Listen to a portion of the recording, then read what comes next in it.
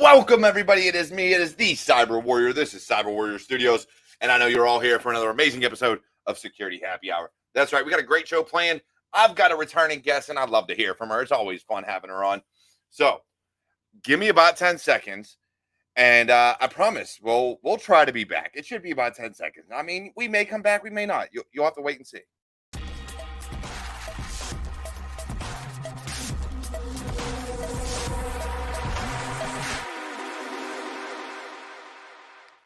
And we're back. See, told you 10 seconds. I'm always back after 10 seconds. If you don't know that by now, that means you're new here.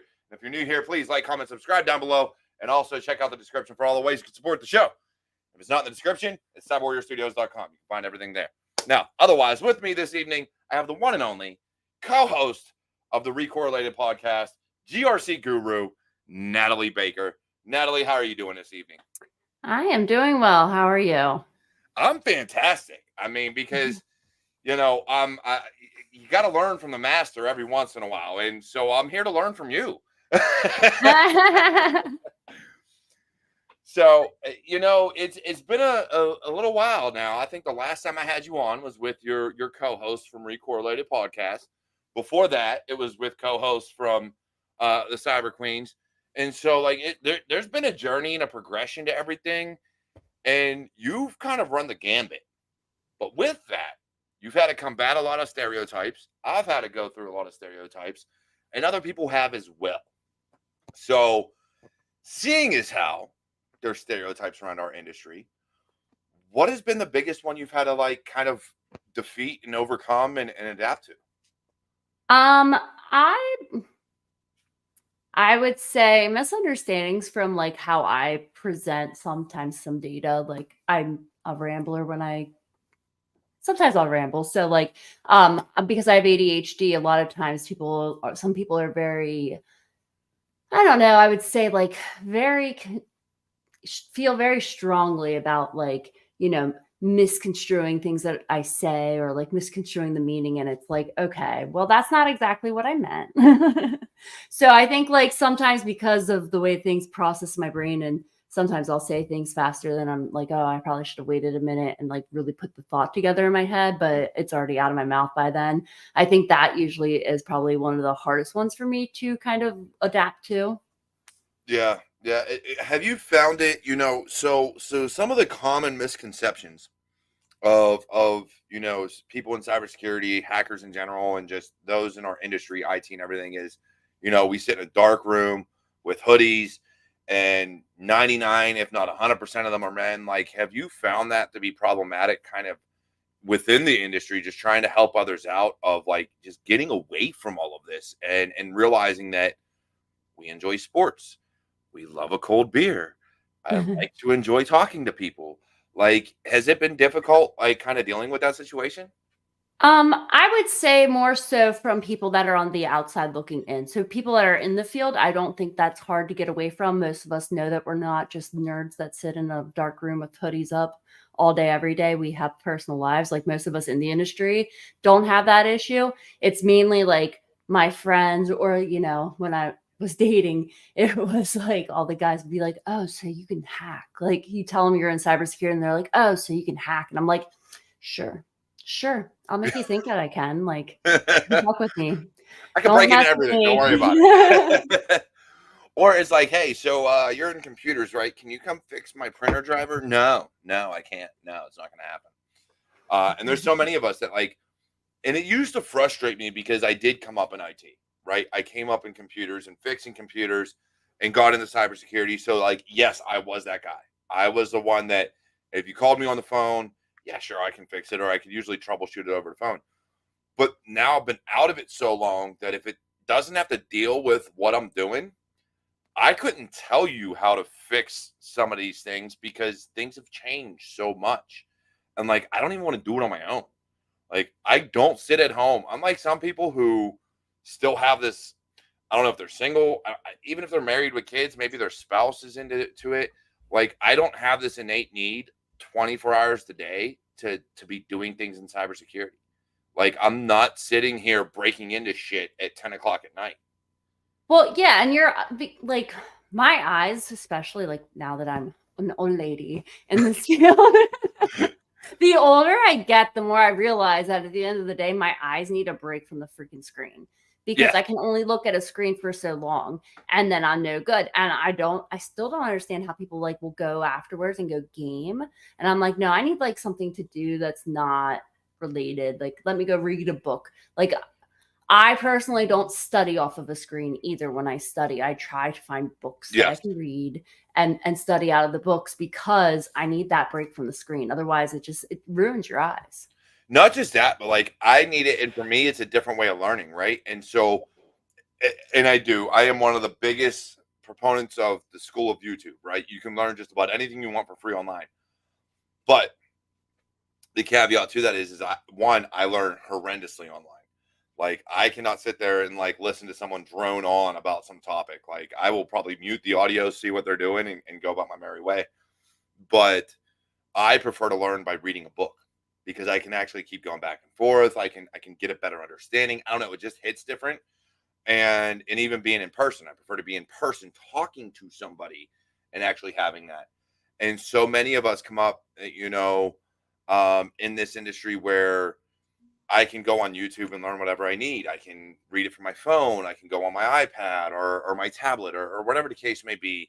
And so they lose that interaction. And now that's the only way they can learn. Or if they can't learn it that way, they feel they can't learn it at all. And so I think that's another big thing. Like, we don't all sit in front of computers all day. I Yeah. don't. Like, even now, I've been playing Baldur's Gate 3 for like ever. I've beat it twice. But it's one of those things where it's taken time because of the fact that like I can't sit in front of computer screens all day. I can't sit in front of even the TV. Half the time I'll like zone out and like not even pay attention. I'll just listen to it because I just can't do it. Yeah. I love I'll do chores around the house as the TV's playing in the background. Like, I'll turn the TV up loud enough so I can hear it. Yeah. But like, I don't really care to watch it. I'm not really watching it. I'm just like, cleaning the floors of my house. Right. And so I think that's a big thing. Like, everybody's different.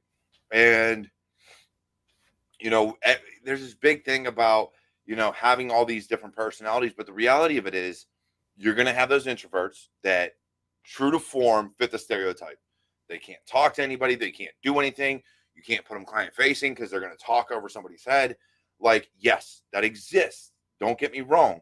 The people that developed the Microsoft Word, Excel, and everything else like that, you can't talk to them. They can't hold a conversation because they don't know how to articulate at a lower level that you would understand. These people are freaking geniuses.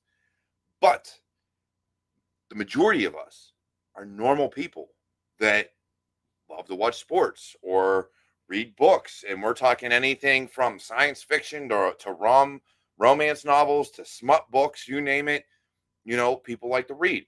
You've got people like Carolina Dork Phoenix on Twitter who loves racing and has her her car pimped out, and I think it's Wonder Woman is what she has on as her stuff on there. I can't remember offhand, but I believe that's what she went with. Her McLaren. But you have these people that love multiple things. One of my best friends getting into the industry used to fix Jeeps. Actually, I think she went back to Jeeps. Even though she shouldn't, she did. And so we can be multifaceted, but people want to put us in a bubble. They want to stereotype you as, oh, you can't talk to people or you can't do X, Y, and Z. And I know you said you don't see it much in our industry, but I think even still to this day, we see it in our industry. Based on what you look like, who you are, whatever, you've got to fit a stereotype. Yeah, there are still stereotypes out there in the industry, within the industry. It's just not that one of like the perception of everybody that works in cybersecurity. But because enough of us are like, well, enough of us are not that way. Right. But there's plenty of others out there. Like, and I remember even coming up, like I did fit it because I used to get mad when I'd go to work and want to talk about like the newest vulnerability out. And like the people there were like, so about that baseball game yesterday. And I'm like, dude, I finally get around people that know security and you don't want to talk about this shit. Like, fine, fuck me then. I'm gonna leave.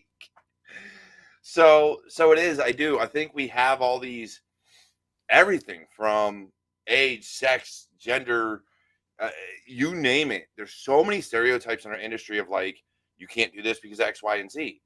And I think that's been a hard part of what we have to fight and go against because it's so prevalent.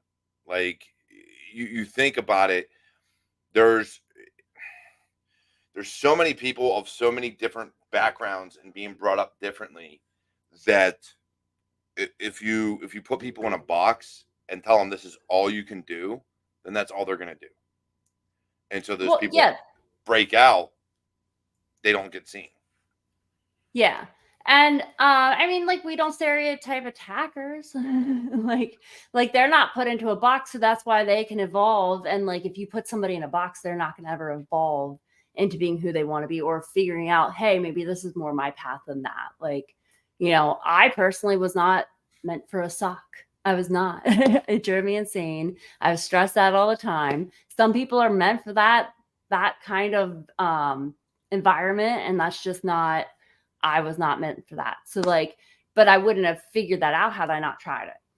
Yeah, and I think it all depends, and I think that's one of the biggest things we have to understand about the way the human experience and the human brain works is that certain people, they'll love that. They could sit and look at logs and correlate data. Look at my buddy Sarnaar, who can literally do data science and literally pick out the most minute differences in numbers and data and correlate it all and like find all these reasons. I can't do that. That's not in my forte of what I enjoy or what I can do. Yet he excels at it. So things like AI and data analytics and things of that nature, it's just not me. But there are people out there that is them. And so I think we need to have a better grasp and a better understanding of no matter who you are or where you come from, you can do the job that you set out for, but you may not enjoy it. If that makes sense. Like you said. Yeah, and if you don't enjoy it, pivot into something that you think you might enjoy more. And if you don't enjoy that, pivot again. Just keep pivoting until you find the thing that you actually enjoy doing. Because if you're going to spend half your or 30 of your life, I think 8 hours a day is about a 30-year life, right? So if you're spending a 30-year life doing something, you might as well enjoy it. Otherwise, it's going to be miserable, and you're never going to enjoy going to work every day, right? Like, I get to wake up and I'm like, I don't have to go to work. I get to go to work, right? Like, and it's a different mentality when you actually enjoy what you're doing. But do you think leadership plays a part in that also, though? Because I could see a lot of roles where you may enjoy the job, but you can't stand the people around you. And so the leadership plays a huge role in whether or not you actually enjoy coming to work. Oh, absolutely. Yeah. If you don't have good leadership, like, you're going to be miserable. Which is why leaders really need to step up and realize, like, hey, we actually do have it. And like, some have, and some have not. And some just get like promoted into these roles because they have all this experience. And it's like, that's great. But you still have to manage people. Yeah. You still have to understand that you're in a business of people now versus the technical side of it. So you used to do the tech and now you do the people aspect of it. And it's a little bit different. Like, you can use your knowledge in the technical knowledge to lead with, but you still have to have interpersonal skills. Yeah. And, not only that, but I think we need to get away and I still see it to this day with certain organizations, certain companies and things of that nature where they consider the people resources or what have you. No, they're people. I may have somebody for that, but not a resource. They're not something you can just pull and drag whatever way you want. They're people. They have lives. They have, things that they're good and bad at. And so I think we need to get better as leaders at that. And myself as a leader, like, I'm trying to get better and better at that because we have to understand the lives that people have and what they can and can't do and where they can learn and grow and where it's just going to drown them. And until we realize that and quit considering people resources or another tool in the toolbox, they're people. They just like You you have to and get to me. know.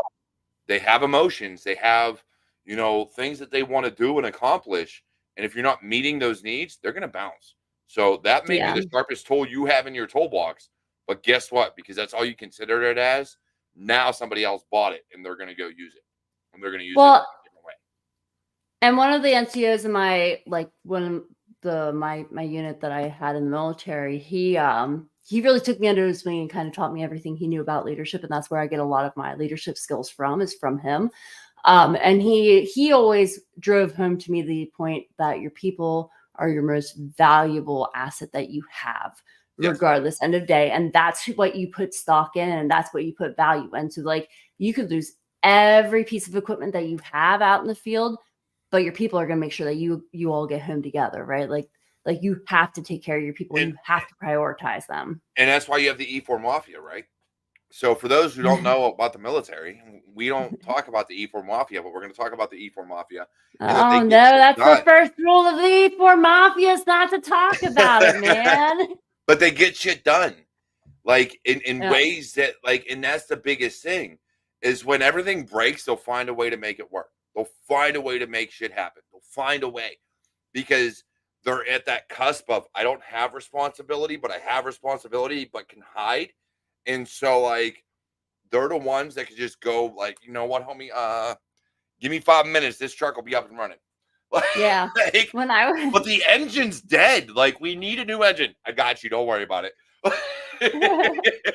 Just don't ask questions after. No, don't ask. And like, I've seen I won't things like you. that where you just go to these people that you're just like, hey, I need this to work. Got you. And it's like, okay, don't ask questions. I got you. I didn't plan on asking. Look, I'm taking plausible deniability. Plausible deniability. But that's what it is. And so, whole cyber human initiative on the Navy side is the E5 Mafia. See, that's where Navy's different. Army, Air Force, and I don't know, Marines and Navy kind of share ranks, but at least Army and Air Force, it's always been the E4 Mafia. That's right before you get responsibility, unless you make corporal. That's where you want to prove yourself at, so that you're given that a promotion. But like, there's just, you're kind of hiding out in the wings. They used to call me the Phantom Warrior when I was we call it a sham shield. It was because that you could get shit done, but they were the ones that shammed the most. When taskings came up, I got a doctor's appointment. I'll be back. But that's why we had to get shit done. So, but I look at these things and you see it everywhere, right? Every military branch, everything we do, there's stereotypes behind everything. And so one of the things that I like to tell people when it comes to combating anything, especially stereotypes, is we talk about visibility or whatever they want to call it, like representation. If you feel you're not represented, be the first. You be the first. Quit waiting on somebody else to show you can do something. Go out there and do it. Like, and that is my biggest issue I have with a lot of things these days, is everybody's waiting for somebody else to show them that they can do it, instead of just saying, you know what, homie, I got this. I'm going to show everybody up. I'll go do my beer. Right? Look, let's do this like down south. Let's do it like the people in the sticks. Hold my beer. Go do it. Just go do it. Like, you want to combat stereotypes. You want to shut people up. You want to show people that no matter what you look like, who you are, that it can be done. Then just go do it. Quit waiting. Quit waiting for somebody to show you that, oh yeah, so somebody looks like me or acts like me, so I can go do this now. No, you can do it. If you don't think anybody else is the first, then be the first. Quit being so down on yourself. Quit telling yourself that you can't.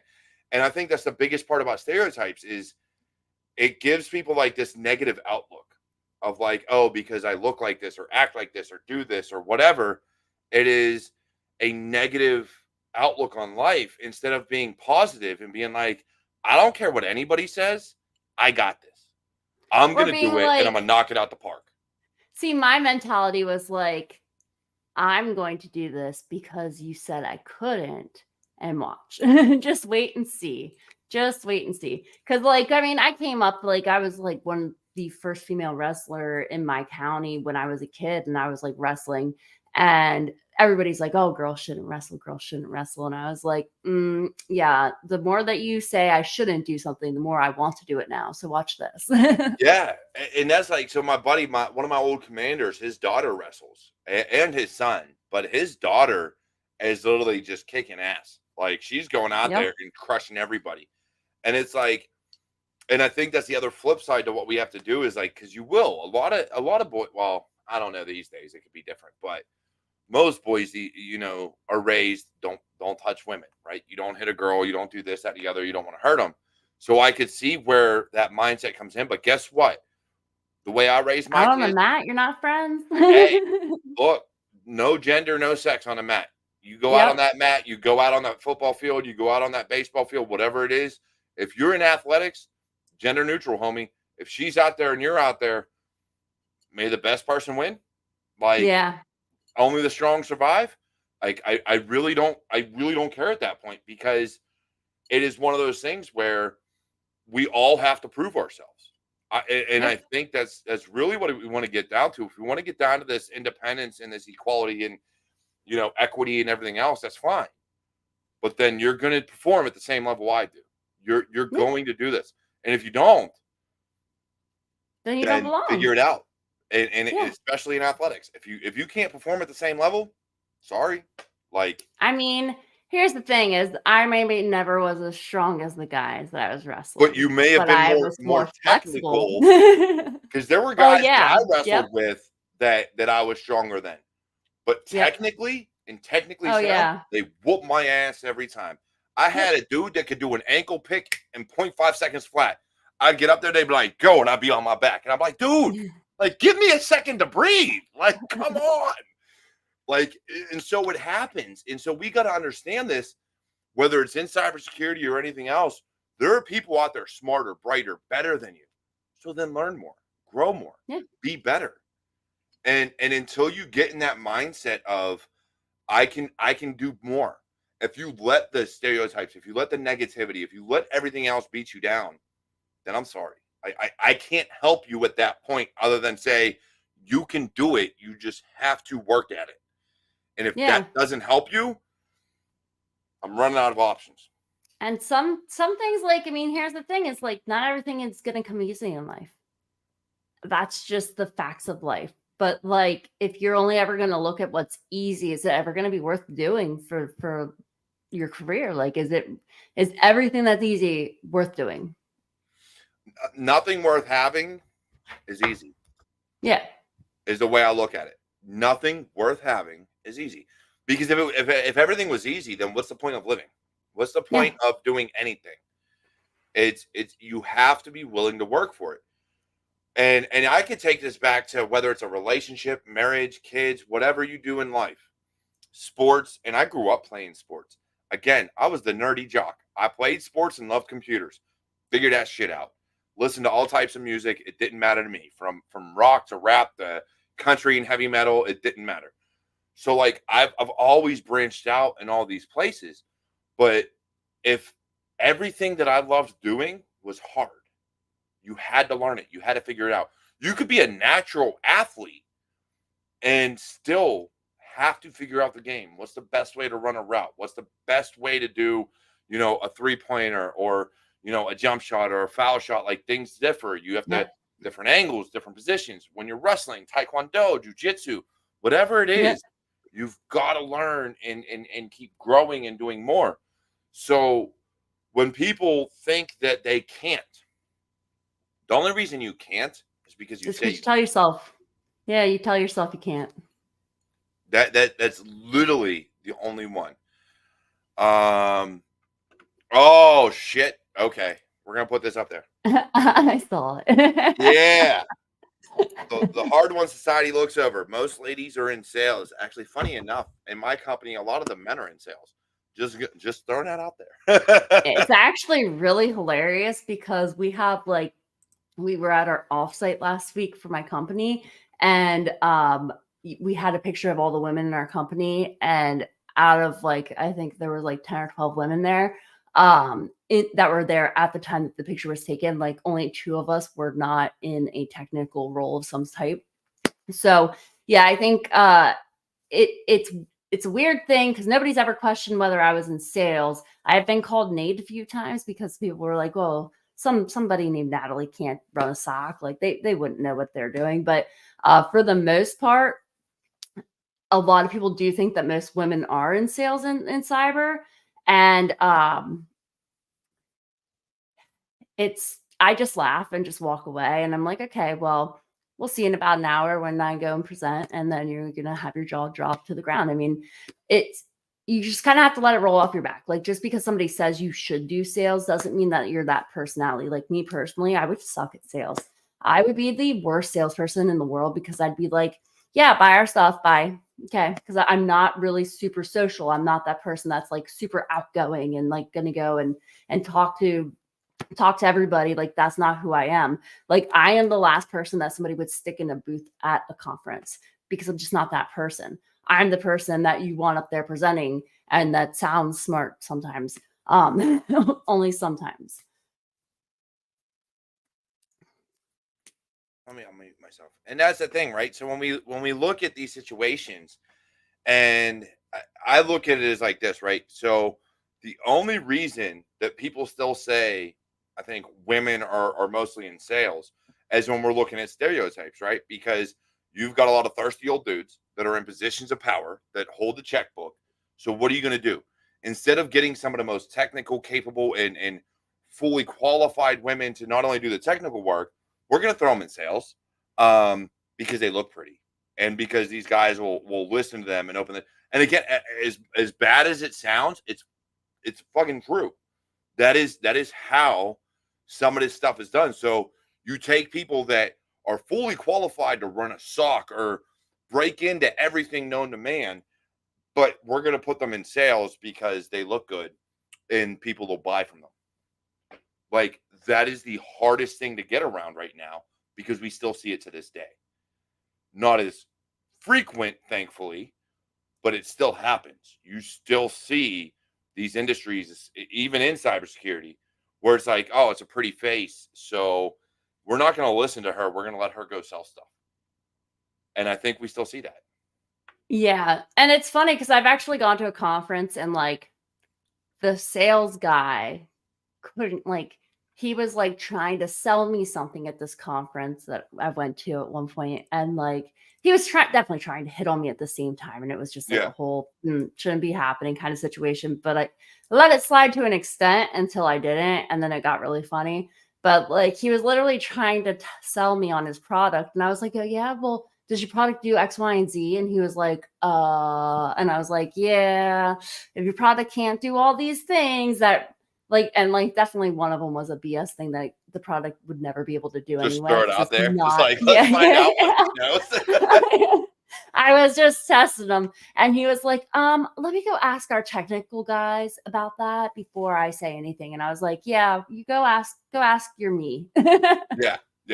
And that's what I find comical, right? Because even when we go to like these conferences and stuff, they'll bring salespeople.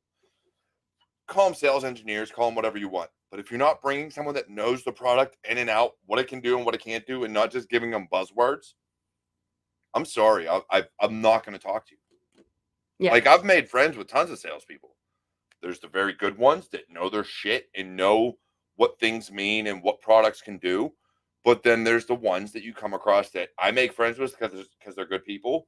But at the end of the day, they don't have the technical chops. They can't speak to the terminology. Like if they say, oh yeah, this product has AI. Okay, so what does it do for AI?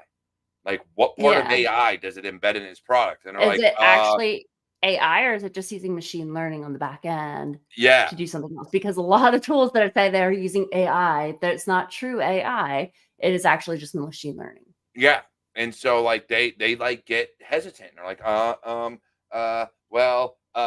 I'm like, look, pump the brakes. Go get the guy that can talk to me. Or the girl. Yeah. Whomever. Go get whatever person you brought with you as an engineer to come talk to me. because Yeah. you don't know your product. You are a salesperson that is meant to spit out buzzwords. Yep. And I can't stand that because, funny enough, it is the women that know more of their shit than the men that I have dealt with. Like, I talk to some of these women that go to these sales things. They could tell me everything about Rapid7 and you name it, they know it. But Well, because they have you go to. to some of these men and they're like, well, I'm like, nah, I'm gonna make you feel stupid, homie, and not have Yeah. any problem doing it. I'll make anybody feel stupid because I don't care. If you're gonna send somebody to me to try to sell something, they better know that damn product and what it can do. If I say, hey, can it correlate this data? And you're like, okay. Hey, Yeah. what connectors does it take in? Okay. Can you feed Palo What Alto to this, integrations Tim? do you have? Yeah. But Yeah. Let's get me somebody that knows their shit. yeah, exactly. Exactly. And so I find that, but again, this is where we get back to the stereotypes. You take a pretty female to go talk to one of these old dudes that's in her 50s or 60s that's thirsty as shit and has a lot of money and has the checkbook for the company. Do the blinky lights blink? Yep. She looks pretty. Okay, cool. We'll buy it from you. And you still see that to this day. And it is Oh very, yeah. very frustrating. As the engineer on the back end that has to now implement this tool that I never wanted and had Right? zero use for, it's super frustrating because you're just like, why are we fucking doing this? Like, Oh, why do we because have this Emily said tool? it was such a great tool. Who's Emily? Who's Oh, the Emily? salesperson for this company. Why is it great? Because It does things and yeah, stuff. like, but we see this, and it's frustrating because I know so many. Look at yourself. Look at Meryl Vernon. Look at all these people, all these women that have done great things in the industry. But then, as much as they know, somebody will take them like, you're sales. I'm what? Yeah, You like realize what? I hacked I my don't way think into you this want interview, me to be right? sales. Like, I'm here because I know my shit. I'm like, you're sales. Okay, fine, I guess. And then they go to sales and the people don't even want to hear any of the technical talk. They're just like, so what's this going to cost me? From you? Sure, I'll buy it. Like, Yeah, and see, I'm like the mean one when it comes to like a tool like that. If I'm evaluating tools, like I want the best tool that's going to work for my yeah, company, but yeah, also for my customers, right? Like if I'm doing some type of service, I want to make sure it's going to work for the majority of the customers that we pull in. yeah, So like I go hardcore. Like it's like one time I had the sales guy that was like, I think this tool seems to be a good fit for you guys. And I was like, it's an okay fit at best. Like I was thinking in my head, I was like, at best, it might be okay. I can't tell them no because that just sounds mean, but like I'm gonna yeah, be like, it's all right. I've seen better. yeah. And so like I look at tools and there's a lot of good ones out there.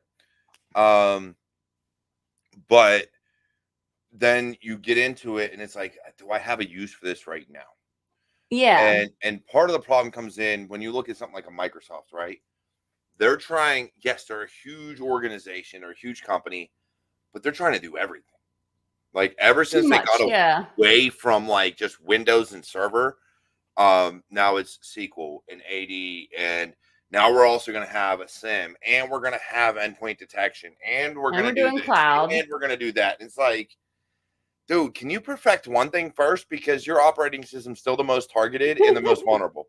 Like, can And we, it constantly crashes every time you update it. right? Like, can we at least fix one problem before you bring on all these Can others? we just get And look, reliable patches first? right? And like, I love, I do. I think from a corporate standpoint and just capability standpoint of the way programs are designed, I get it. Windows is a shit. Don't get it twisted. Every gamer uses Windows. Some still use Linux and Mac, but it's a very, very like 0.1% minority that use those operating systems. But if I go and I'm like, cool, I want to reboot my computer because there's updates. And the moment I hit reboot, it's like blue screen. We'll restart after all this information sent. Hey, it's at 100%. 15 minutes later, I'm still sitting at the same damn blue screen that said it was going to restart my computer for me. Yeah. Yeah. Yeah. It's Like, I don't know what Windows broke. is highly utilized first and foremost because it's the enterprise choice of enterprise here in the US, right? Like that's why it's the most used OS in the US is just because it's the one that's the most enterprise friendly, right? You have But is a it really? domain. Is it really? Like, if we I look don't at think it, I think you're right, is yeah. Windows really the most user friendly? Because I have these conversations with my wife all the time about like even phones. Because to me, I've used Android and iPhone. They're both user friendly. I think iPhone can be a little more so at times, but they're both basically the same fucking thing. But then But my you wife will were be like, trained on a Windows machine 9 times out of 10. When you took a typing class, you were on a Windows machine. I was on a black screen with green writing when I took my typing class. I took my my teacher first took the typing freaking class was box, put it actually a over my hand, said, typewriter. quit looking at your fingers. And it was black screen, green writing. I grew up on DOS. So I'm old. Yeah. Windows, I grew up with. My uncle had Macintosh. I had Windows, but I learned them all. I still, to this day, if Linux, because of its resource utilization, had more capabilities without configuring like a bunch of bullshit to run games and like your printers and shit, I would use Linux hands down. But still, because of all the distros, because of the way it's designed, Windows plug and play, even Mac you can't really game on, but graphic design, editing, video editing, audio engineering, Mac is where it's at. But gen use for corporations, I would say either Windows or Linux. You can actually use Ubuntu or basically any Linux distro out there and run as an office personnel. I've seen Linux being used, but it's not friendly to the large enterprises, right? Like because it's not a domain that can control, you don't have like domain control policies, you Yeah. have individual. So it's just not friendly to use in an enterprise environment. Like a large enterprise environment is not friendly to use. That's why Windows is such a big popular one out there. I think Because that if Windows somebody came uses Active through, Directory infrastructure, their domain yeah, controls and their group policies have come a long way. Now you can still do that with Linux. It's just harder to manage. And let's be honest, RHEL is a bitch and a bear and expensive as shit. Like people that think Microsoft is expensive have never looked at Red Hat Enterprise Linux fucking licenses because they are ridiculous. Yeah, let's talk about the difference between enterprise Linux and free versions of Linux. Right? Free Linux, I can throw Ubuntu on anything and go ham. Yeah. Like I can even install LDAP services and run a domain. But again, it doesn't have the control and the capabilities that Microsoft has. So I understand the situation, but I think the only reason RHEL is expensive as it is because it doesn't have the footprint and the staying power that Windows has because Microsoft took the market share early. They got in early, Yeah. took over early, and so now they have the staying power that everybody just uses it. That's the same thing as looking at like Azure and AWS. Google Cloud still exists. GCP is still there. But what's everybody use? Amazon and Microsoft. So Very true. it's one of those things you got to kind of look at it and it's like I get it. So I think Windows has more problems and Microsoft is still trying to, its phone failed, right? Its mobile operating system failed. So they're trying to still make money in other realms because they're like, we're not going to come out with another operating system. We're going to do rolling distros like Linux does. But then what did Microsoft do? They're like, oh, we're going to Windows 11 now. Now you need a whole new operating system. Yep. So it didn't work. Okay, got you. Bye, Windows 10.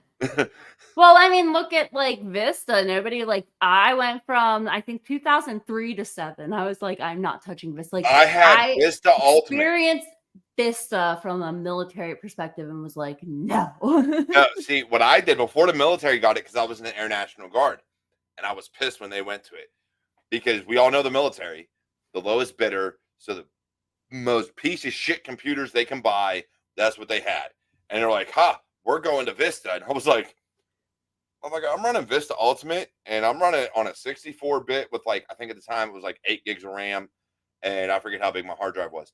I'm like, even Vista Professional can't run on this hardware. And they're like, we know. I'm like, then why are we doing it?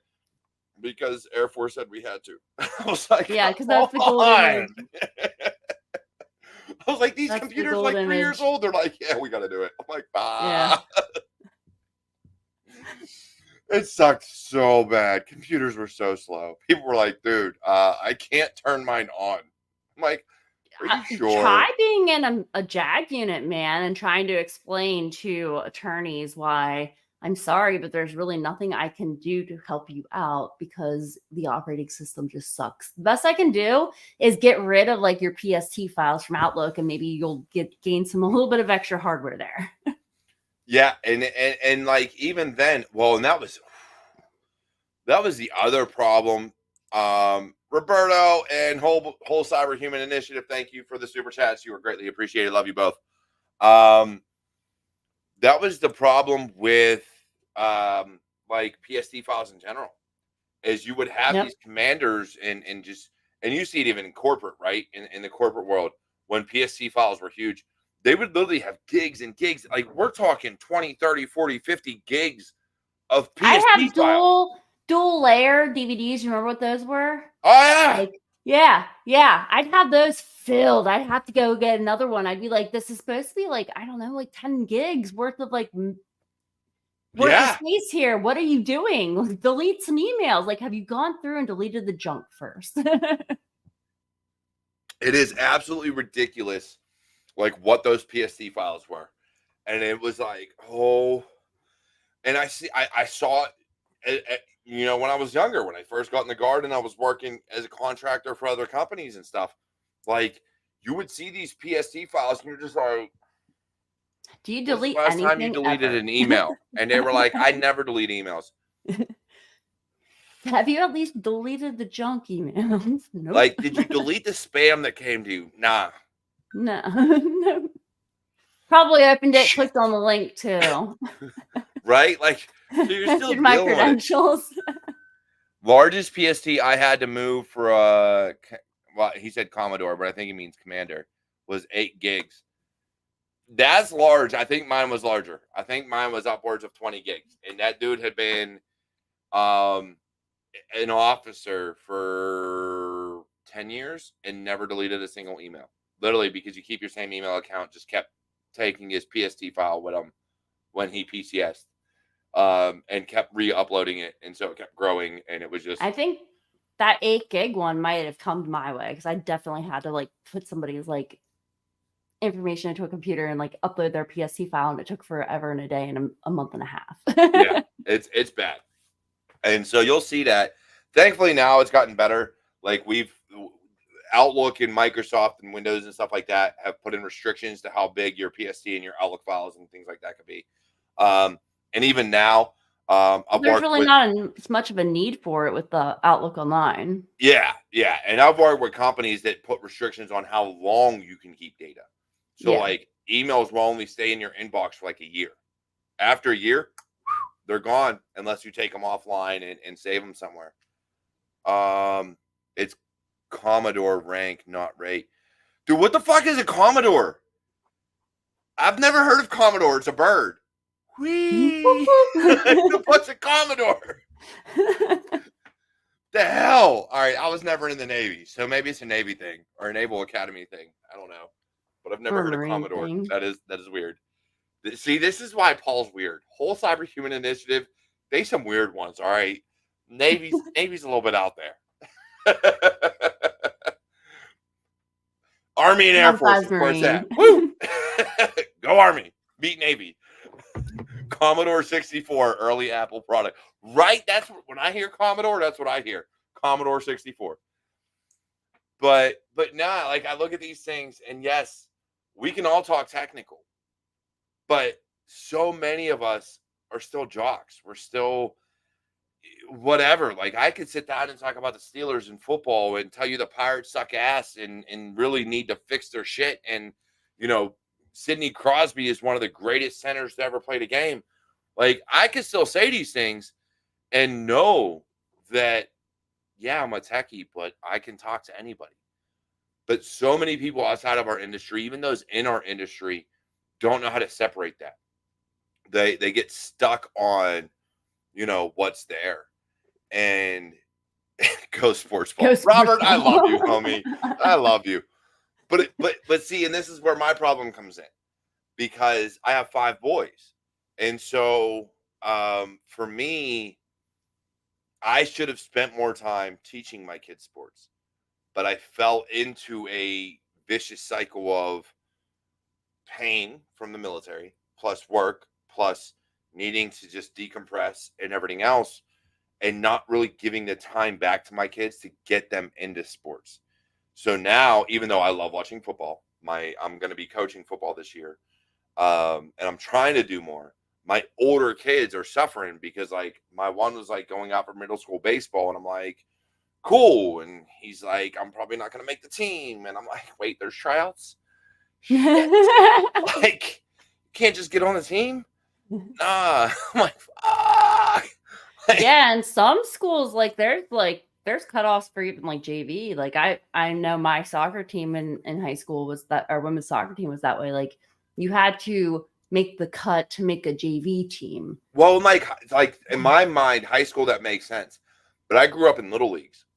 And so for me, like, especially in like baseball and football, there were no tryouts. You just went and played. And if you weren't a starter, you sat the bench, but you were still on the team. You got some play time. Yeah, right. And so, like, knowing that to me, I look at that as a failure, right? As a father, like, I didn't teach my kid how to, like, play baseball the right way. And, like, me and him can go out in there and catch, great at catching, great at throwing, but he doesn't have the oomph, like the line drive throw that, kids have these days. So it's one of those things where it's like, I failed somewhere.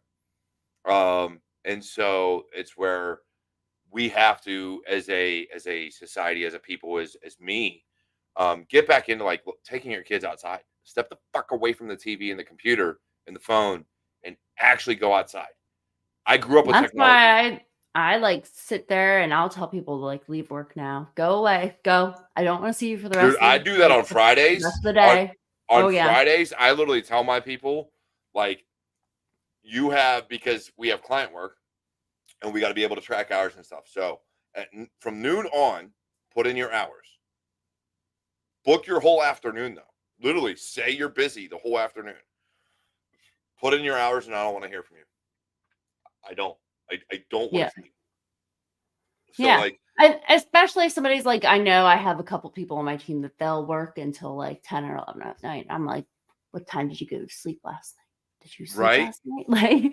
Like, get out of here, go away, go live your life. Because, like, especially if they have, and like, it's not, you have to have kids in order for me to tell you that. No, and everybody puts that requirement on it. Like, I'm always shit work-life balance.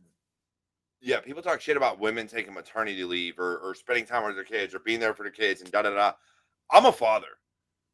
Come 5 o'clock, look, I did my time in the military. I did my time of work until my eyes were red, bloodshot, and everything else.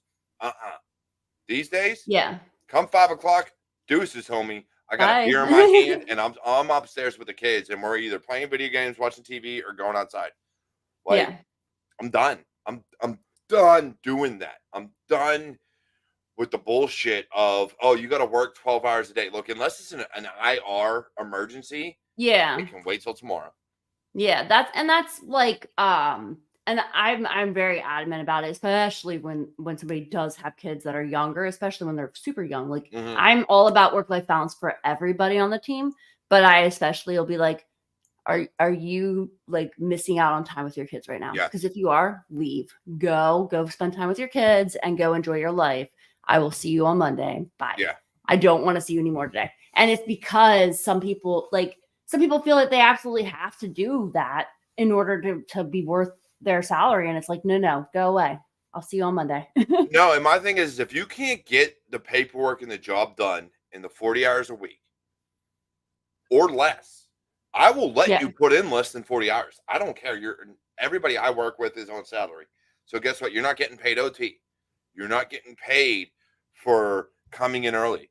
So as long as your work is done, I don't care when you leave. Be on the meetings you need to be on with clients, and any Yep. documentation that needs done, any paperwork that needs done, make sure it's done in any training. Other than Yeah. that, see ya. I don't care. Because I'll be the first one to sit there and be like, dude, if I was in your shoes, I'd get my shit done in the first 5 hours, be on whatever meetings I had to be on, and then just disappear. Like, if you need me, call me. Like I did that shit in the Army. If you need me, call me. Otherwise, have fun. There's no need to keep people around for 50, 60, 70 hours a week. It is ridiculous what we do to people. And some managers will work you to the bone like that. They'll ask you to put in like 60, 70 hours sometimes even. Like I've seen that happen. And it's like, no, that's not realistic. And what you're doing is you're burning people out.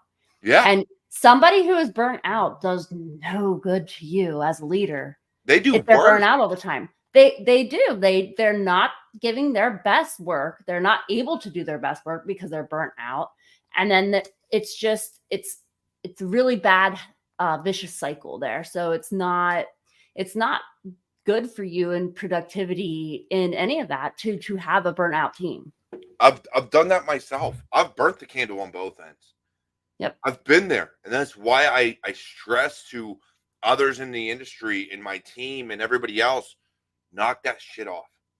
Because you're going to get to a point where you're going to keep pushing, and then one of two things are going to happen. You're going to leave working for me because you feel like I'm pushing you too hard, when in reality, I'm telling you not to. Or you're going to become depressed, stressed out, and it is actually going to make you sick, which is going to put you on the shelf for even longer. Yep. I would rather have a capable workforce that is not sick, that is healthy, both mentally and physically, than somebody that can't function because they burnt themselves out, quit paying attention to their mental health and physical health, and bounced. I'm sorry. Yeah. I just can't do it. For whole cyber human initiative, I'm guessing the orgs you're talking about would be the ones that are not a remote workforce still. They're like back in on-prem. Oh shit. Yeah. Oh, okay. I see what you're talking about. What about the orgs where people just stare at the clock because they have to be there? You even see that in a remote workforce though. You do. Because there are companies that will track when you're online. They will watch your team's availability. They will do all these things. And yes, that is a problem. And I leave those companies. Those companies, goodbye, deuces, see you later, hope you burn. Because I refuse to work for any company like that. I refuse to work for any leader, because they're not a leader at that point, any manager like that. Because if you are watching a time clock, just waiting to leave, as a leader, I'm doing something wrong. Yeah. And like, here's the other piece of it is like, sometimes people give a little bit extra one day and the next day they're not capable. It's the spoon theory with ADHD. Like some days you give more and then some days you have less to give because you gave more yesterday. Guess what?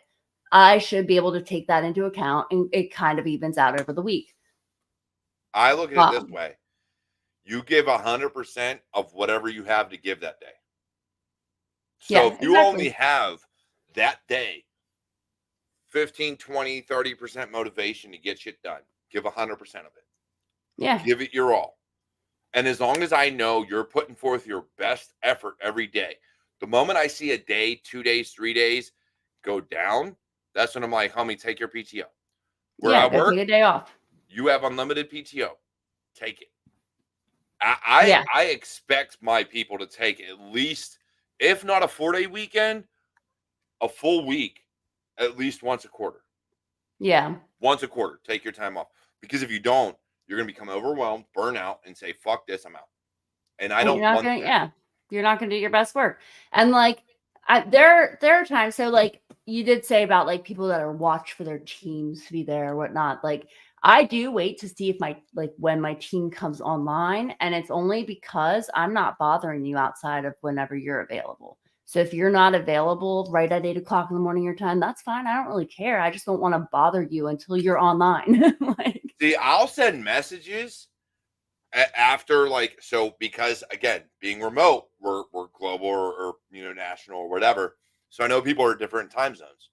So like mhm. I'll send messages, and if you respond as if you're at your computer and checking shit, okay. But if I can tell you're on your phone and like autocorrect kicks in, I'm like, dude, take your time. Like, I'm not trying to wake you up. You should not have woken up to this.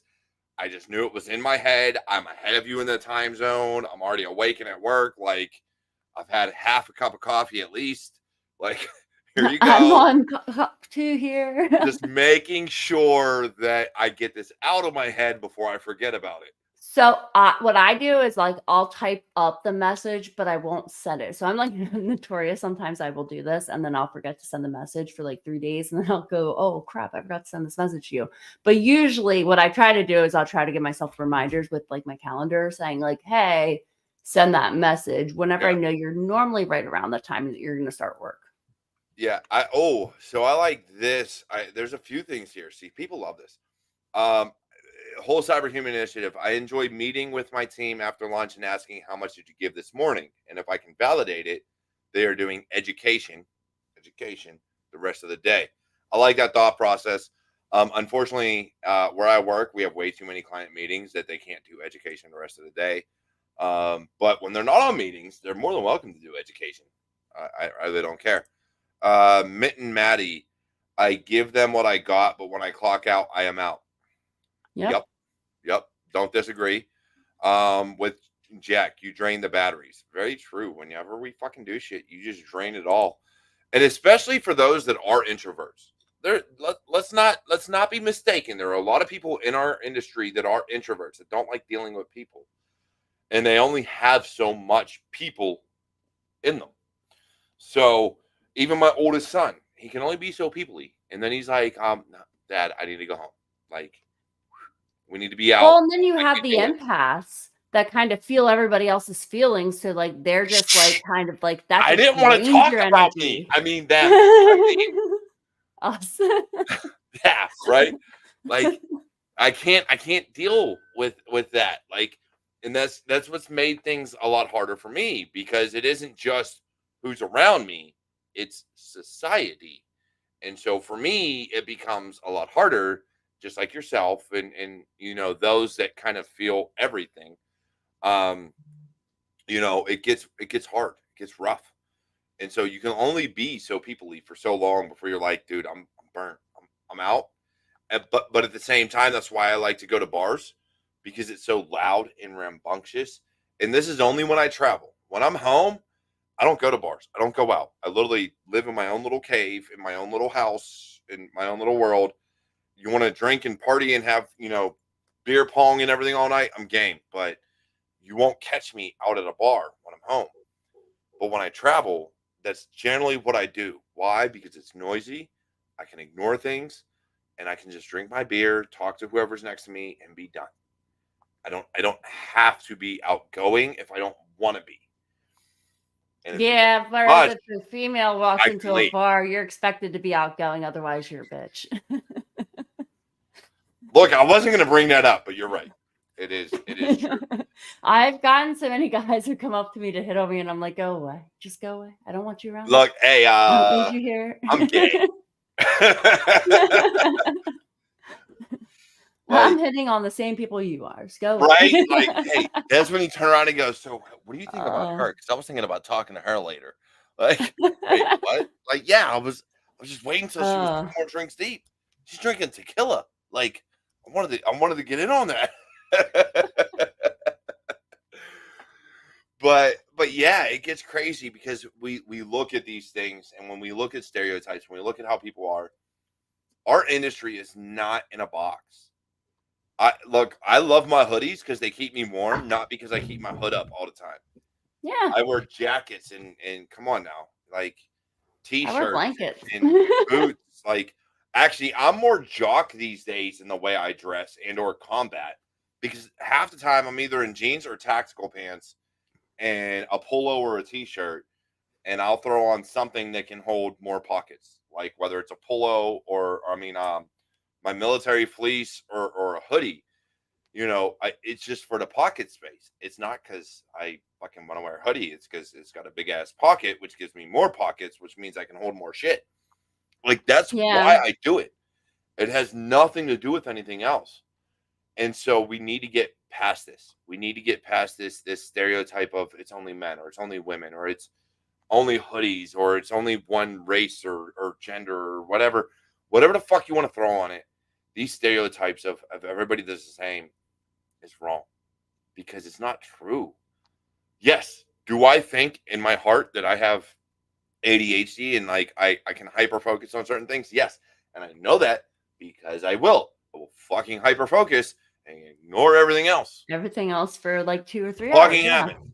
Whether it's for a day, a week, or a month, or a year, I will literally hyper focus and then burn This myself meeting. out. Like, I'm like, oh shit, I can't do this no more. Like, At least once a year, there's a meeting that gets missed, and I'm like, oh crap, I had a meeting, like a client meeting that would get me. Yeah. like if Teams doesn't alert me, or if it does, and I accidentally hit ignore, and Yeah. like I'll join it in 15 minutes, and then a half hour goes by, and I'm like, shit, I missed that. Damn it. Yeah. Like it happens. So look, Nathalie, we're at the top of the hour. I want you, because we can talk about a million different things. You know me and you. We rant on the phone, several times a month. We get on and rant.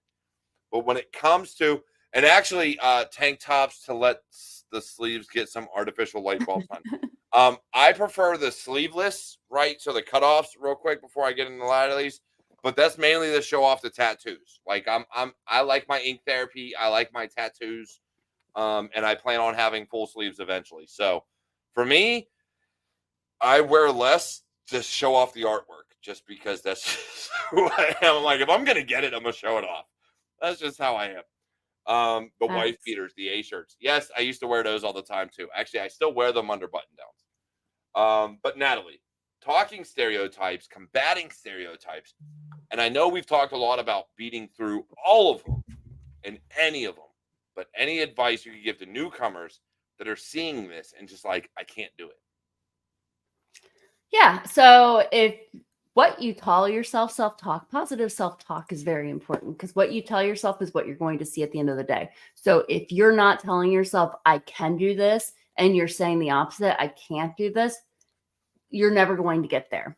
You have to talk positively to yourself and remind yourself, like, it doesn't matter. Like, I used to tell myself, like, one day I'm going to be a badass in cybersecurity. Not sure that I've made it there yet, but hey, I'm a lot closer than I was 5 years ago, 6 years ago, 7 years ago. And it's because I kept reminding myself, one day you're going to be badass in cybersecurity. You're going to be badass in cybersecurity. And I would not accept the alternative.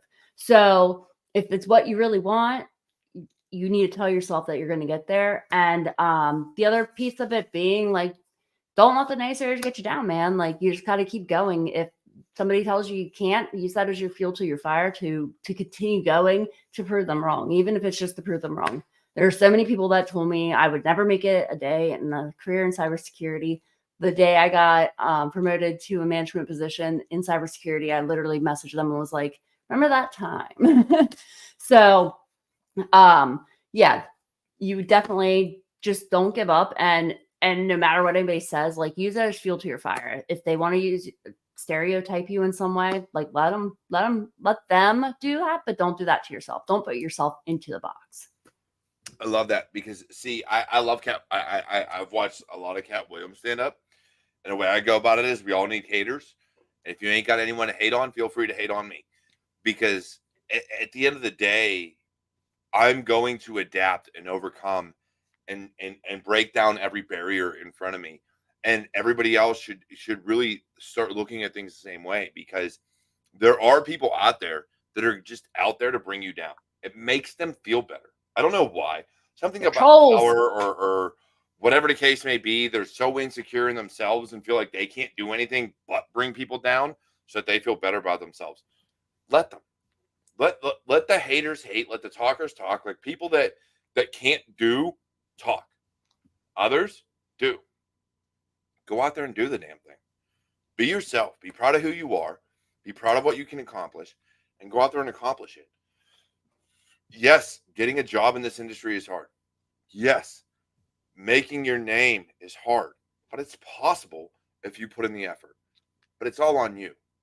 If you rely on other people, it's never going to happen.